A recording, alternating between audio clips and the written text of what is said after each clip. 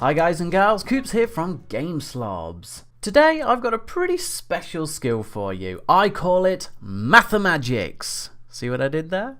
The way this skill works is the more you use it, the stronger it becomes. To begin with, the damage goes up in multiples. Once it reaches 500, it slows down, and slows down more at 1000 and again at 2000, and finally caps at 9999. But don't worry if that sounds like too much damage for your game. I will show you how to edit these values and how to change the growth rate of the skill itself. As an added little bonus, I'll also give you a link, which you can find in the description below, to my Google Drive that has the animation palette for this skill. Free for use in both commercial and free games. All I ask is that you credit Coopsiana somewhere within your game. Anywhere, doesn't matter. You'll also find a forum link in the description where I put all my animation palettes. Feel free to leave a post there if you have any requests for custom animations.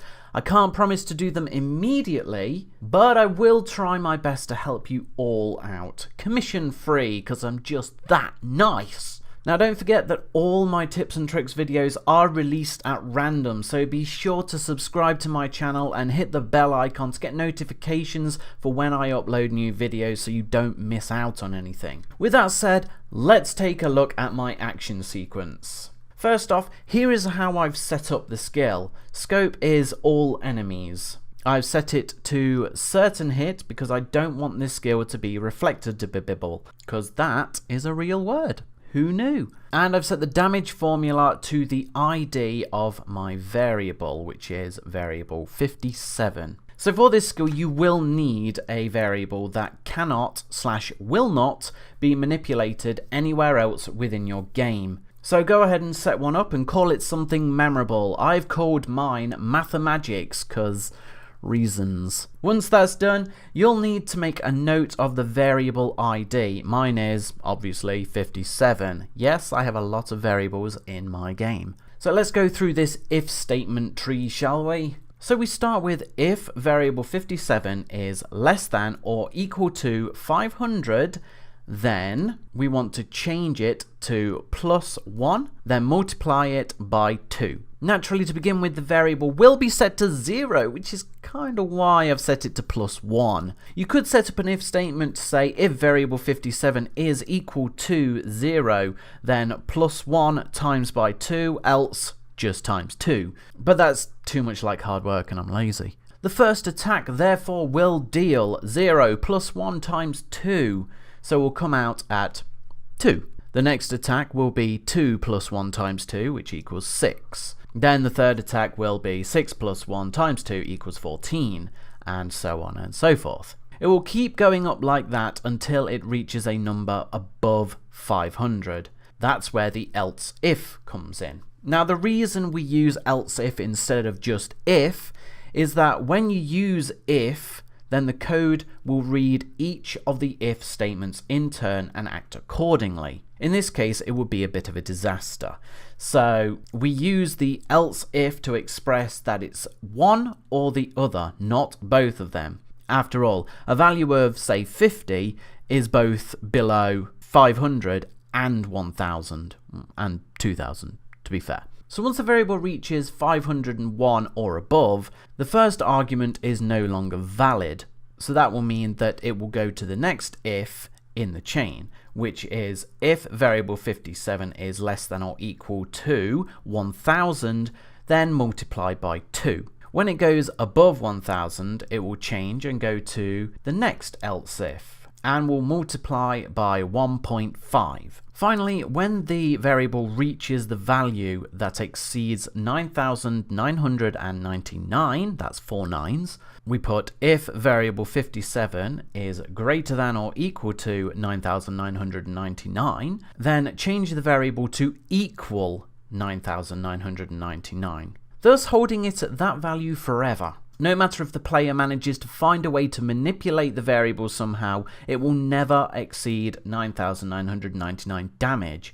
That's good. Now, all you have to do to change the growth rate of this skill is edit the values in the note tag. So change variable 57 plus equals or times equals. Change it to whatever you like. If you want to simplify it, you could take out the if statements and simply have it state change variable 57 plus equals 1 or times equals 1.3 as an example. But I would advise making sure that there is a damage cap on the skill. It wouldn't take too much for one person to overuse it and have it pumping out so much damage that they could potentially kill the toughest boss within your game in one shot. If you wanted to do that, you'd simply have if variable 57 is greater than or equal to 9,999, then change the variable to equal 9,999, else you change the variable 75 to plus equals or times equals whatever it is that you want the growth rate to be.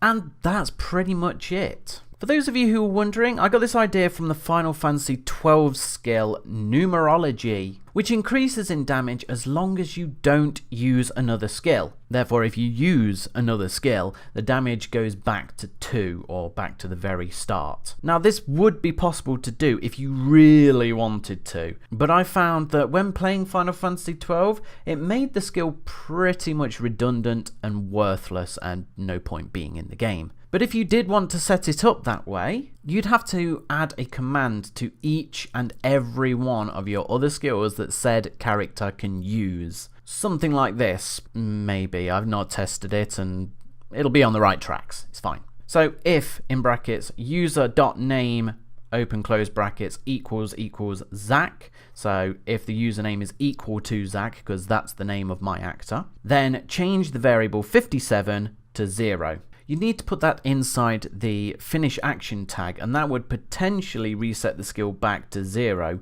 providing my completely unchecked if statement is correct.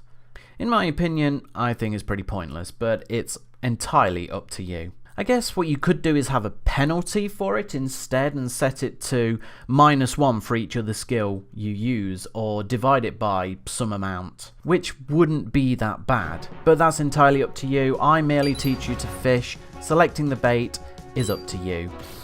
Well, that was a terrible metaphor. Anyway, if this video has helped you, please be sure to give it a thumbs up and leave a comment below with any other skills you'd like help with. I'll do all I can to help you out. Don't forget to visit my Google Drive for the animation palette, and be sure to let me know about your own games or demos so I can cover it in my channel and give you reviews and feedback. Happy gaming, and I'll see you next time.